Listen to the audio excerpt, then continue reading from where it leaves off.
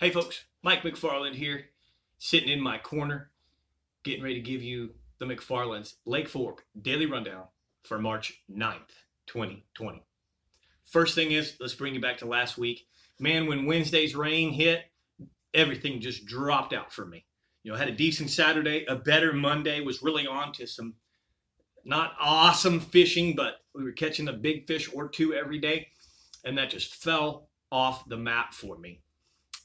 So that's kind of why I didn't even bother doing any more reports Wednesday, Thursday, Friday, or even Saturday for that matter.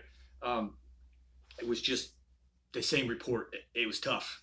It was a grind. There was no value in it for me to share that with you. But we're back to work today. Things were a little different.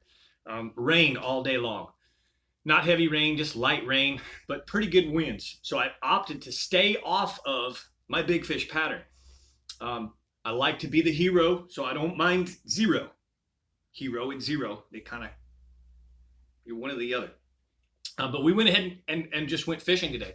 We did some backwaters, 90%, 99% of backwaters. A little bit of main lake looking, just for the sake of the looking aspect of parameters and temperatures. And let's tell you about it.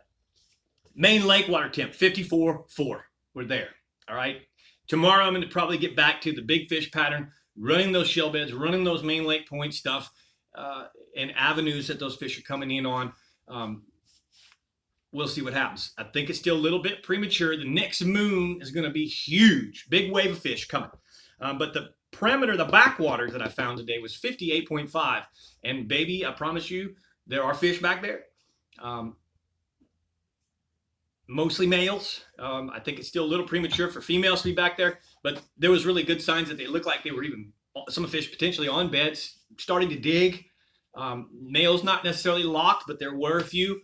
And we did catch some fish up to about 3.5 pounds today. I don't think we broke a 3.5 pounder. Some very healthy fish. Really cool to see the backwaters look like that. Most of the backwaters, medium staying, in some places a foot visibility. So bed fishing is going to be pretty good as long as you don't get any real violent floods. Lake level 402.63, and I put the circle around S, the letter S. That means stable. I called in at 2 o'clock this afternoon. The gates are shut. There's one little pipe running, but for the time being, the gates are closed. That stability is going to change everything, okay? Again, I'm going to back up and tell you, when the gates are open, I'm not going to tell you we can't catch fish, but the fish reposition, and they do get lockjaw. They get tough to catch. Once this stability happens, the lake kind of balances out, man, they're going to come roaring in from offshore. They're coming to spawn. It's time. This week ought to be awesome. We've got 82-degree temperatures the next 2 days for the high and 60 for the low. Man, that is going to rock the water temperatures.